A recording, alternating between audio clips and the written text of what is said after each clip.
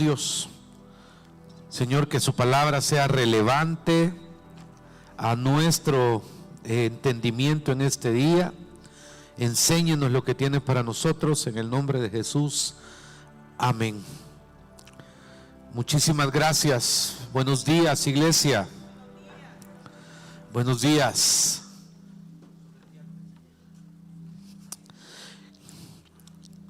Este día continuamos una serie que se llama Talleres de Adoración. Realmente nos permite ir conociendo una parte muy importante en la vida del cristiano. Porque es cierto, depende del tipo de iglesia, estoy claro. Cada iglesia tiene su forma, que muele muy práctica. Eso no es malo. Es algo que creo que para mí es muy importante saber manejarlo. Le doy un ejemplo. Estaba de intermediario entre dos pastores por un conflicto, digamos, ¿verdad? Y de repente me dice uno: es que fíjate que fulano dañó mi corazón. Y entonces yo lo escuché, ¿verdad? Porque hemos poetizado mucho esas palabras. Y después que lo dejé hablar, porque estaba herido en el corazón por lo que el otro pastor había hecho o dicho, perdón, yo le dije: vaya, te dejé hablar, pero con respeto le dije: déjate de tonteras. Y se me queda viendo: ¿cómo así? Me dice. El pastor sos vos, le dije. O sea, me estás diciendo de que estás porque alguien, o sea, el conflicto, el problema, la crisis siempre en un cristiano tiene que terminar en un único destino, se llama el perdón. ¿Okay? Y entre más rápido uno se despoje de esos términos: estoy herido en el alma, estoy dañado en mi corazón, entre más rápido se quite esa cosa, más rápido avanza. Porque al final, ¿quién sana las heridas? Dios. ¿Y quién da la restauración? Dios. Pero si uno le da mucho espacio al charquito de las emociones, con el tiempo se va haciendo una gran piscina. Y cuando se hace una gran piscina, te va a ahogar a vos mismo. Entonces, desde esa perspectiva, esas frases no caben. O sea, al final todos nos molesta, nos enojamos, pero tenemos que llegar al punto de decir: me vale, porque en el Señor lo que Dios me da es mucho más grande que el rechazo, que el desprecio, ¿me entiende? Que el mal manejo de un sentimiento. Entonces, que él puede tener una perspectiva así, pero no por eso podemos estar al margen de, en nuestra practicidad, de enfocarnos en las temáticas tan importantes como la presencia de Dios. Porque lo que te dije anteriormente es inviable, es inservible si no es manejado a través de la presencia de Dios en nuestra vida. Si no es carácter nada más y temperamento. Y dentro de esos temas estamos explorando por 3 semanas el tema adoración. Por eso se llama Talleres de Adoración. Si usted no escuchó en el podcast o en Facebook o YouTube, está colgado el de la semana pasada. Pero quisiera que esta semana también avanzáramos a entender que la adoración no está limitada a los buenos momentos o a los malos momentos. No está limitada a cuando estoy en una victoria completa de santidad, sino que hay aspectos alrededor de la vida del individuo que busca de Dios. Y si va conmigo a el Evangelio según San Lucas, capítulo 7, quiero leer un texto en el nombre del Padre, del Hijo y del Espíritu Santo para compartirlo con usted en esta hora. Lucas capítulo 7, versículo número 36. Hay un paralelismo entre dos personas. Un fariseo, que ya explicamos que ser fariseo es ser un religioso, una persona dogmática de acuerdo a ciertos estatutos y preceptos de ley, y una pecadora. Uno de los fariseos rogó a Jesús que comiese con él, y habiendo entrado en casa del fariseo, se sentó a la mesa. Entonces una mujer de la ciudad, que era pecadora, diga en voz alta: pecadora. No, pero dígalo con desprecio, con dolo. ¿Qué era? No, muy suave. ¿Qué era? Va, Verónica, con ganas, pero ¿qué era qué? Así, no, pero con rechazo, ¿con qué era qué? Va, así. Ya va a ver por qué le hago énfasis en esto. Porque era público que era pecadora, pues. No tenía un pecado oculto, no tenía un pecado ahí privado, con lo que muchos cristianos tenemos luchas, sino que esta ya era así. Dice el texto: al saber que Jesús estaba a la mesa en casa del fariseo, trajo un frasco de alabastro con perfume. Aclaro, el alabastro no es un perfume, es una piedra. Normalmente era extraída de canteras y se usaba para el manejo de aceites, óleos, comestibles y de hidratación. Pero se creaba tal sellado que media vez se abría, nunca se volvía a poder volver a tapar. No es que hubiera un tester, huele este perfume, no, se sellaba y eso podía quedar ahí, y cuando se iba a ocupar había que quebrarlo, no era de rack, y casi siempre venían del oriente, de lo que se conoce la ruta de la seda ahora con los años, gracias a Marco Polo y otros, y venía hacia lo que es el Mediterráneo. Entonces, de entrada era carísimo, priceless, totalmente. Dos, ¿qué hace que una persona en una condición inmoral, en una condición de juicio público, se haya atrevido a ir a la casa de alguien que de entrada la va a juzgar? De entrada era pecadora, era indigna para él. Y no solo hace eso, sino que dice que estando detrás de él a sus pies, llorando, comenzó a regar con lágrimas sus pies y los enjugaba con sus cabellos, y besaba sus pies y los ungía con el perfume. Y cuando vio esto el fariseo que le había convidado, dijo para sí: si fuera profeta, conocería quién y qué clase de mujer es la que le toca, que es pecadora. Usted lo dice con... Está bueno. Vaya. Aquí viene un punto que para mí es bien importante. Yo creo de que no existe una condición específica para decir, cuando usted va a hacer que alguien reciba a Cristo, yo he escuchado frases como: no estoy listo. Es que no estoy listo. Un día de estos me habla Cindy de Campos y me dice: mire, aquí estamos en un choque, me dijo, que vimos a una señora que le atropelló una rastra, y aquí está atendida, acaba de pasar. Entonces le digo yo: pásame, Javier. Ajá. Hola, sí, aquí estamos, un accidente, una señora, ganala para Cristo. Que te valga lo demás. Está en el suelo, si ya va a llegar la ambulancia, no la muevan, pero ganala para Cristo ahorita. Porque de repente hay momentos en la vida, y después me dijo: sí, gracias a Dios vino la ambulancia, la llevó y recibió al Señor. Pero esa frase, no estoy listo, no es el momento. Encuentro muchas veces personas que se sienten acusadas, señaladas y el hecho que la señalen hace que en algún momento nos hagamos a un lado para cosas tan importantes en la vida de fe como la adoración, porque somos juzgados.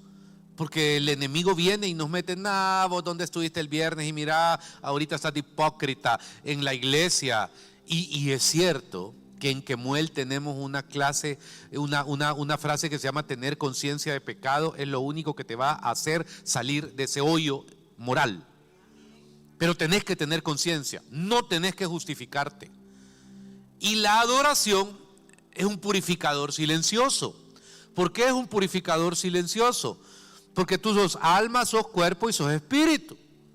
Esta mujer entra en la casa y cada quien sabe los fantasmas que tiene en su closet, señores. Me explico, o sea, cada quien los tenemos. Pastor, policía, ni seré, ni fui, ni voy a ser. Porque el único que transforma es el Espíritu Santo. El único que redarguye es el Espíritu Santo. El único que cambia es el Espíritu Santo.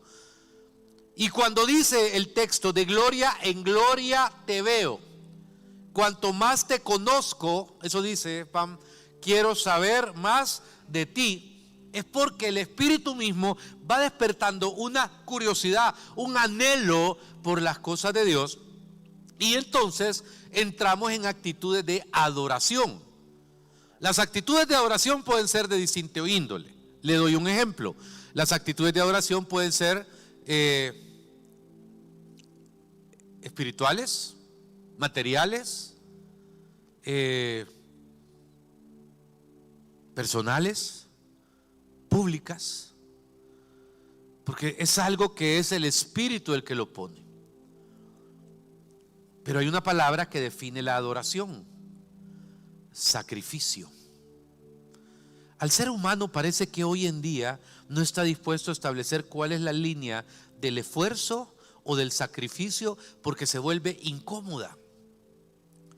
Un día David, que vamos a hablar de David, había atravesado una subcrisis agudísima. Estaba en juicio la ciudad, y entonces el Señor le puso que ofreciera un sacrificio y le señaló específicamente el lugar del sacrificio.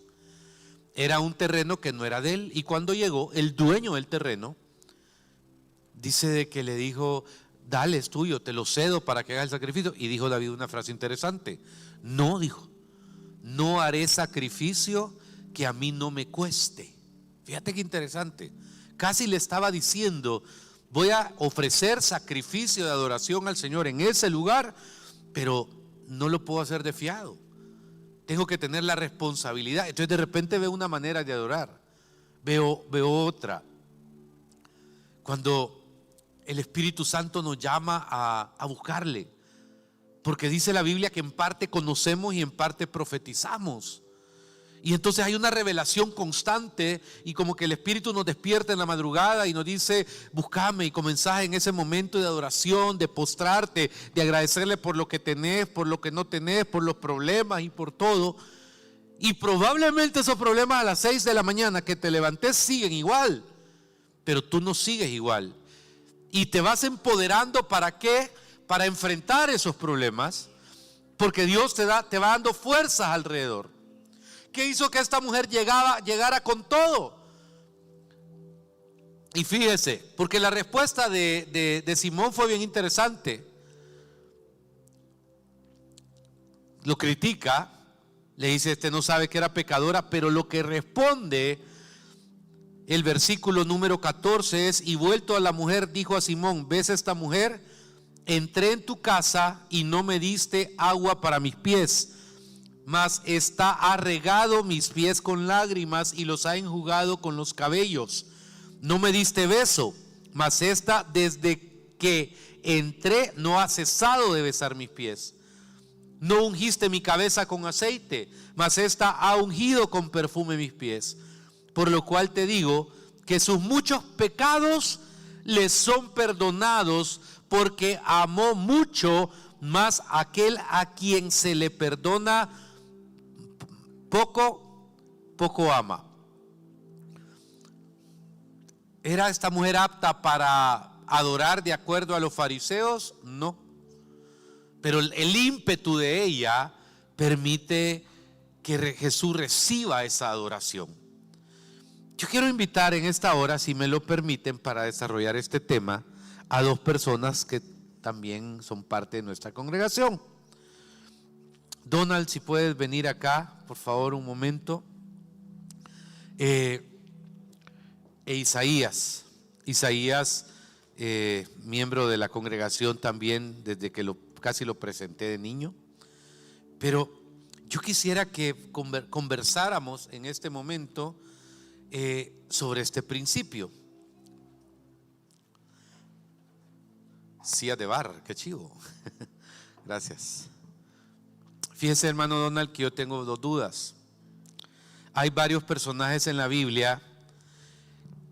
El fin de la adoración es inevitablemente establecer esté en la presencia de Dios, ¿correcto? Sí. Vaya. De repente yo escucho mucho misticismo también alrededor de la presencia de Dios.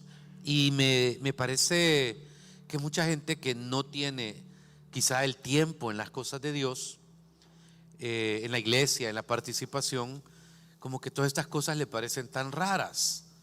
Pero ¿qué le pudiera a usted, con la experiencia que tiene el pastor, así es pastor, ha sido parte de movimientos en Guatemala, es alguien que estuvo muy cerca de un ministro que partió a la presencia de Dios ¿hace cuánto partió aquel? 6 años, ya vas a contar un poquito de movimientos como Miel San Marcos, etcétera, y has visto de primera línea transformación de personas a través de la adoración, buscando la presencia de Dios. Pero ¿podés contarnos un punto que nos sirva para decir, hey, yo quizás soy medio mundano, medio mal hablado, quizá estoy metido me meto a mi trabajo y no salgo hasta en la noche, pero cómo poder trasladar eso que el pastor dice a mi día a día? Mencionabas, en este caso mencionabas a David, pastor, y la vida de David pues es una de las más clásicas, ¿verdad? Es el personaje más mencionado en la Biblia, aún más que Cristo Jesús. David. Son 66 capítulos que hablan de David en la Biblia. Sí, es uno de los personajes más icónicos también, pero por sobre todas las cosas, por la actitud de su corazón. ¿Qué fue lo que pasó con David en el caso de la situación esta que menciona el Salmo 51? Dice la Biblia que llegó el profeta Natán con el pecador, como estábamos gritando acá todos, pecadora, ¿verdad? Entonces llegó con este pecador, pero él era rey en ese momento y estaba en su mayor apogeo. Entonces a él no le importó perder su reino, a él no le importó qué es lo que decía la gente, a él lo que le importó fue que la presencia de Dios le iba a ser quitada por causa de su pecado. Porque una de las razones, doble acción, ¿verdad? Sí, no solamente había sido un adúltero, sino que también un asesinato, pues, ¿verdad? Así, claro. Entonces, el mayor de los riesgos para él no era tanto perder aquello que Dios le había dado, sino perder al Señor, que era quien se lo había dado. Perder su presencia, que su espíritu fuera torcido, que su corazón estuviera sucio delante de Dios. Esta es una de las mayores razones por las cuales se pierde la presencia de Dios. ¿Te puedo interrumpir ahí? Sí, claro. Tengo una anécdota que no fui tan bueno como David. Su servidor y Rodolfo Herrera, que está aquí, lo sabe, teníamos un ministerio que se llamó Jóvenes de Judá. Pero para mí era un orgullo, o sea, era el ministerio antes que la iglesia, antes que el propósito, antes que el reino. El ministerio lo era todo. Y un día, nariz de chorizo le decíamos al hermano, ya partió, y me dijo, un día me dijo, Juan Carlos, ¿y qué tal si Dios te quita el ministerio? Y le digo, a mí, ¿cómo me lo va a quitar? No, ¿y qué tal si no es de Dios, pues? Pero ¿cómo me lo va a quitar? Estoy haciendo esto, estoy haciendo esto, estoy haciendo esto, estoy haciendo esto. Es imposible que Dios me lo quite. 15 días después yo ya no tenía ese ministerio. Y eso que decís es tan vital, porque quizás es la lección que me enseñó, que antes que la iglesia es el Dios de la iglesia. Por supuesto. Pero la lección fue desnuque total, me quedé sin lo que yo más amaba, pensando que era el propósito de Dios. Y qué excelente ilustración la actitud inmediata de David después de haber sido encontrado en pecado, de haber sido descubierto por las personas, pero Dios, que conoce el corazón, sabía perfectamente qué era lo que él había hecho. Dice acá en el Salmo 51, en el verso 9, dice: aparta tu rostro de mis pecados y borra toda mi maldad. Crea en mí, oh Dios, un corazón limpio y renueva un espíritu recto dentro de mí. No me alejes de tu presencia, ni quites de mí tu Santo Espíritu. Ese es el riesgo que todos corremos cuando estamos pecando, de que la presencia de Dios de repente ya no está. De repente aquel momento tan hermoso que todos vivimos y que todos sentimos ya no está. Podría ser de que nosotros escudriñáramos en nuestro corazón y que entendiéramos de que quizá hay pecado. No solamente por pecado se puede perder la presencia de Dios. La Biblia menciona otros personajes ahí muy interesantes también, como por ejemplo Adán. Adán perdió la presencia de Dios y literalmente fue echado de dentro del jardín del Edén, el jardín que el Señor había hecho y que había formado con sus manos. Ahí dice que puso al hombre. Pero este hombre fue echado literalmente de la presencia de Dios por ser un desobediente, por haber desobedecido junto a su esposa. Llevamos dos casos así clásicos y que todos sabemos. Por desobediencia se puede perder la presencia de Dios. Pero es más, luego vinieron sus hijos, los hijos de Adán, y dentro de ellos estaba Caín. A Caín el Señor le dijo algo tremendo. Le dijo: oye, si haces lo bueno, vas a poder andar hasta con tu frente en alta. Pero si cometes maldad, vas a ser también echado de la presencia de Dios. Él mató a su hermano, sí. Y entonces aquí ya hay un punto más. Y una pregunta, o sea, yo he visto mucha gente que cuando está en una condición moral señalable socialmente, cae por necesidad, por desesperación, por ganas, por no poder decir, por lo que sea, pero termina en una situación que sabe que Dios no le agrada, ¿ok? Y obviamente lo triste que he visto que muchas personas, lejos de acercarse a Dios en ese estado, se alejan de Dios, se alejan de la iglesia, se alejan de sus amistades religiosas. Voy a decir religiosas, pero el término puede ser un poco chocante para algunos.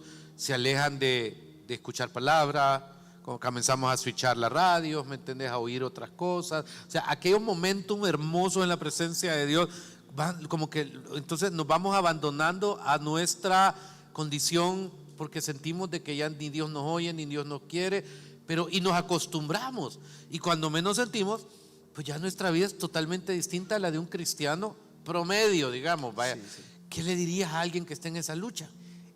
La actitud de Adán, inmediatamente después de que el Señor se presentó en el jardín, se recuerdan que estaba él viviendo en el jardín junto con su esposa.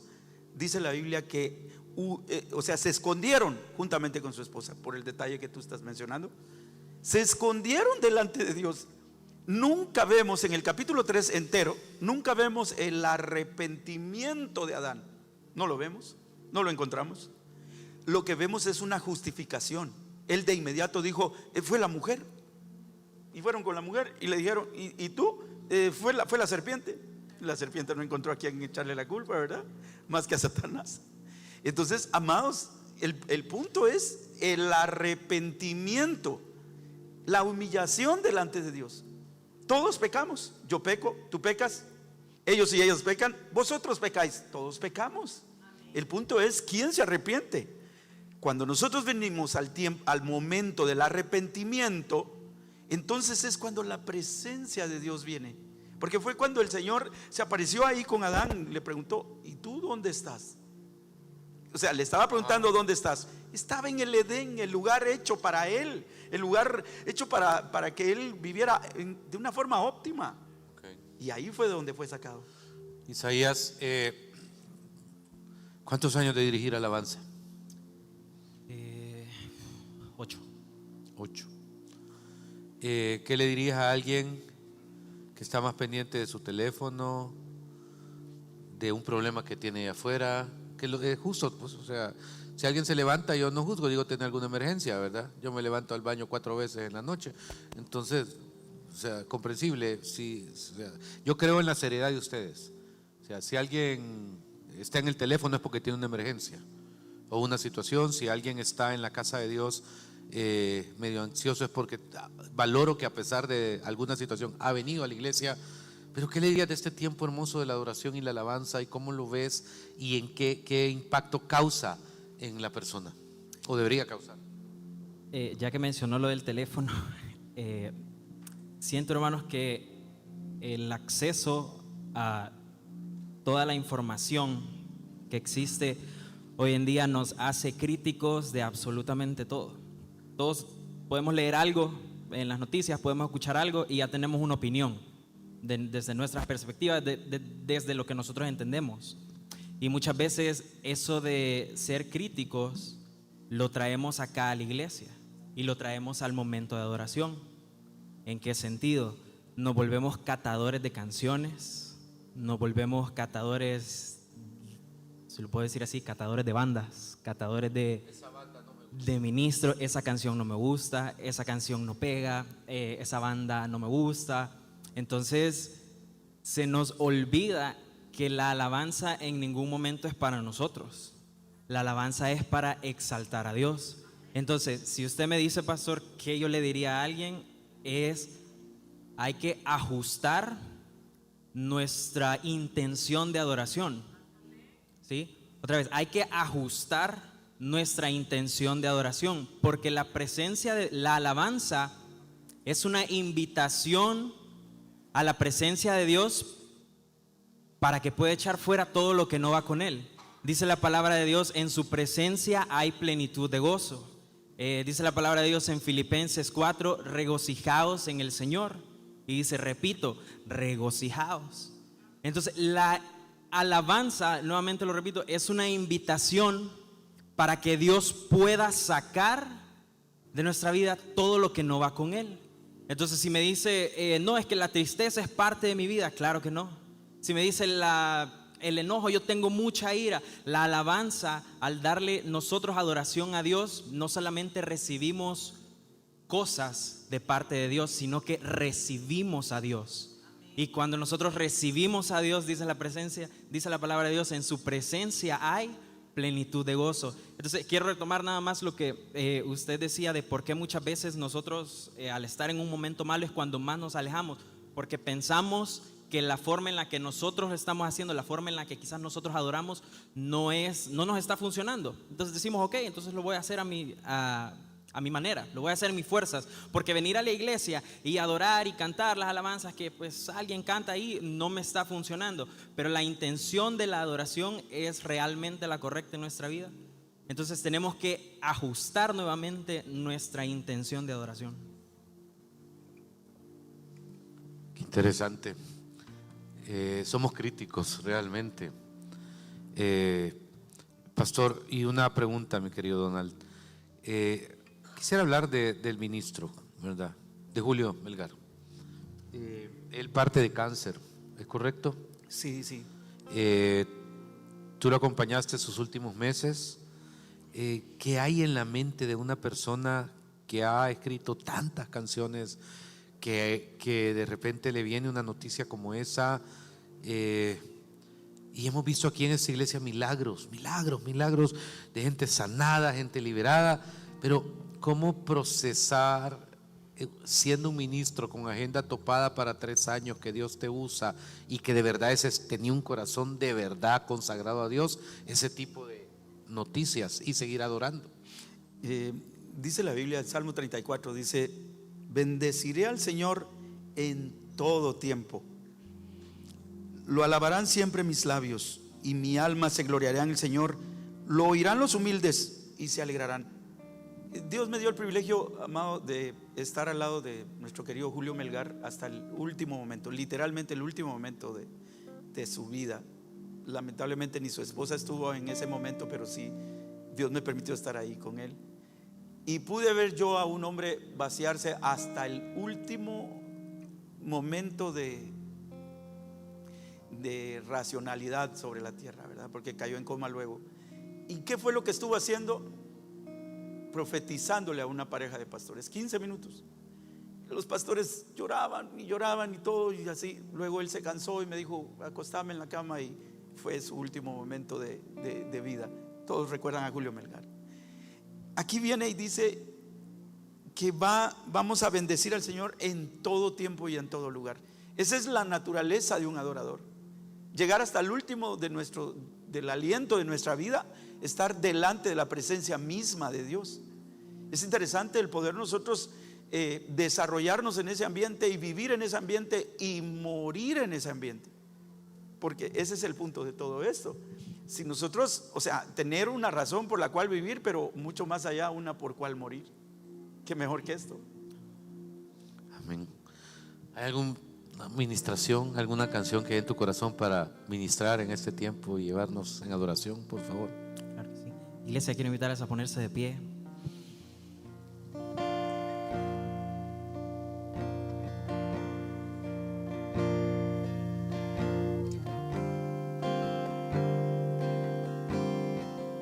está, yo quiero invitarle a que pueda cerrar sus ojos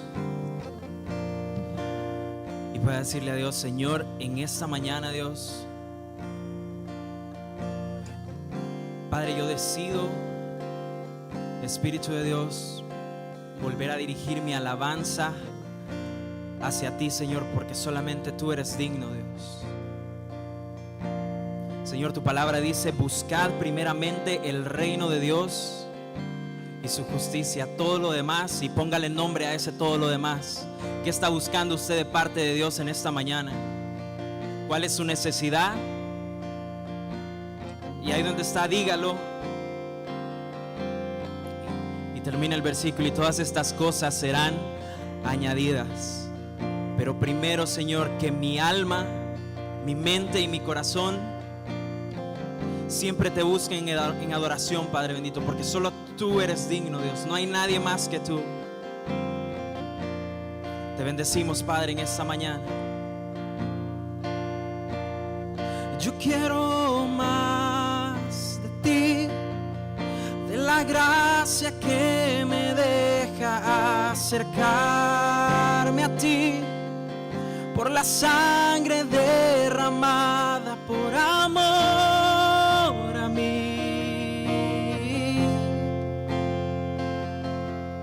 Me entrego hoy sin reservas ni excepciones. Tómame, Señor, y que mi vida sea un reflejo de tu gloria, Dios.